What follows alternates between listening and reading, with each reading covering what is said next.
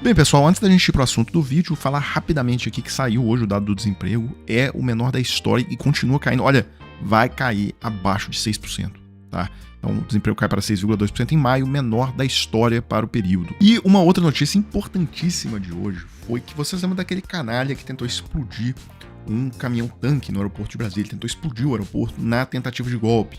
Ele queria criar um clima de comoção nacional, tal, com essa explosão, ia matar um monte de gente. Pois é, esse sujeito, ele foi muito mal condenado pela primeira instância da Justiça do Distrito Federal.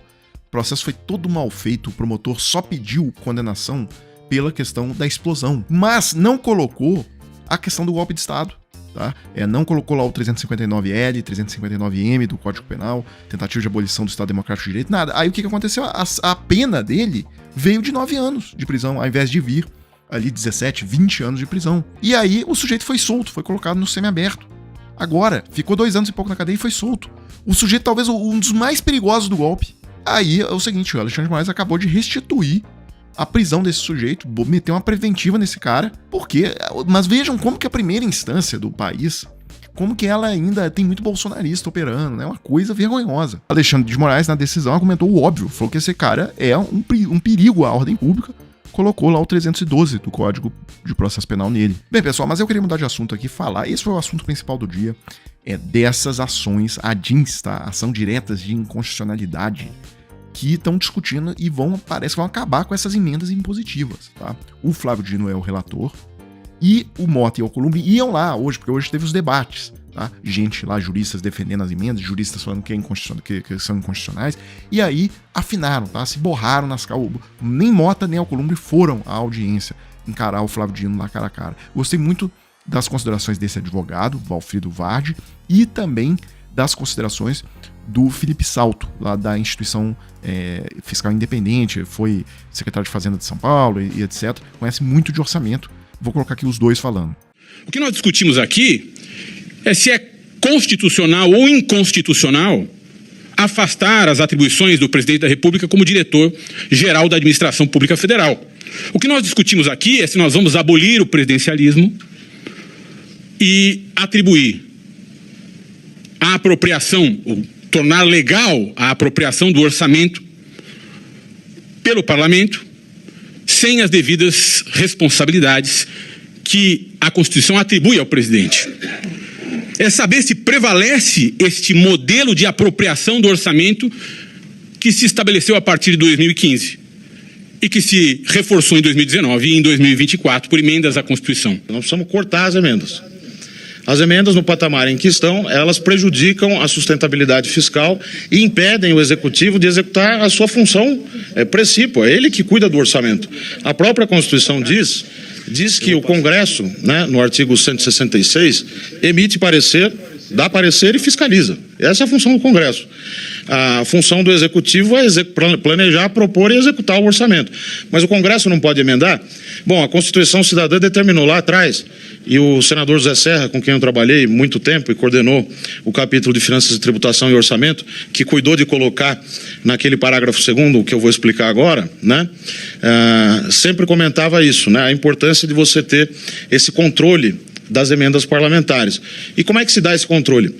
Só pode emendar o orçamento se cancelar uma despesa. Agora, emendar o orçamento criando 52,4 bilhões de gastos significa que eu teria que cancelar 52,4 bilhões de gastos propostos pelo Executivo. Se o Congresso Nacional quiser tirar a responsabilidade fiscal da Constituição, pode tirar.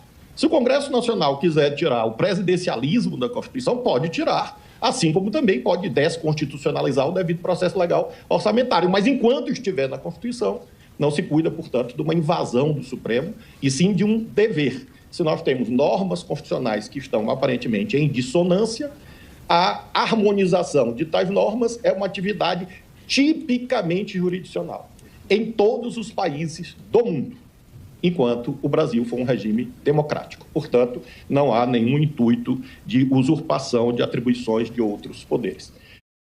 Bem, em função dessa atuação muito boa do Flávio Dino, inclusive, uma atuação muito republicana, etc., o Congresso já ameaça abertamente impeachment do Flávio Dino para 2027, tá? se eles fizerem um bom número lá no Senado, os bolsonaristas, Flávio Dino vai sofrer impeachment. Foi isso que a Natuza Neri disse ontem lá no Central da Globo News. O Supremo está bem ressabiado com essa potencial avalanche a partir de 2026. No sentido de impeachar ministros do Supremo, e o Flávio Dino entrou na roda. Antes só se falava de impeachment, o bolsonarismo fala muito de impeachment do Alexandre, e o Centrão começou a falar de impeachment de Flávio Dino. Mas, além disso, ainda tem a possibilidade de se mudar a sistemática do Supremo. Ou você alterando a idade para aposentadoria, o que faria com que os ministros que jogam por um lado ou que pensam de uma forma saiam, e o próximo presidente da República, se fosse de direita, por exemplo, indicasse novos, e aí você muda a correlação de força, ou pior ainda, aumentar a composição do Supremo. Ao invés de 11 ministros, o próximo presidente da República indicar mais ministros para poder mudar, assim, a correlação de força também. Posso fazer algo que o Hugo Chávez fez. O que eu acho impressionante, como que a democracia caiu, né, de forma geral, assim, até na sociedade, né, nas elites intelectuais.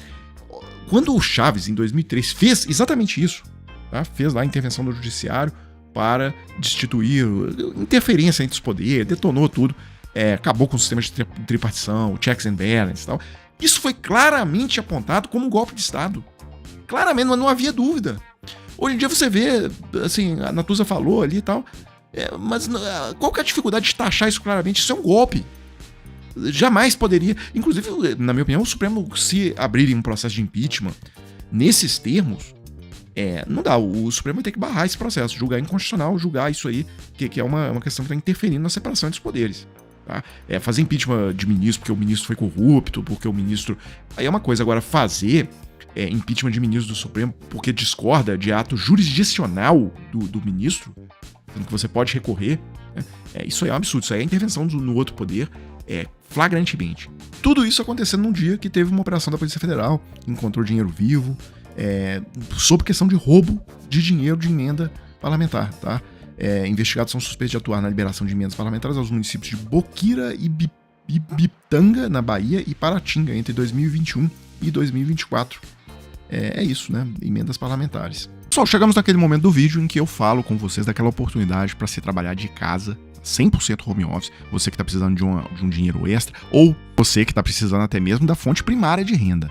Olha só, eu trouxe alguns novos depoimentos para vocês de pessoas que procuraram o Clayson e obtiveram um excelente resultado. A Maria, por exemplo, relata que estava desempregada, então ela está por conta, ela é dedicação exclusiva, tá? E tirou, por exemplo, $984 esse mês, fazendo a conversão das aproximadamente R$5.500. Agora, mesmo para você que não está na condição de desempregado, a gente tem aqui, por exemplo, o depoimento do Carlos Matos. Ele é uma pessoa que procurou o Clayson, mas ele tem outro emprego.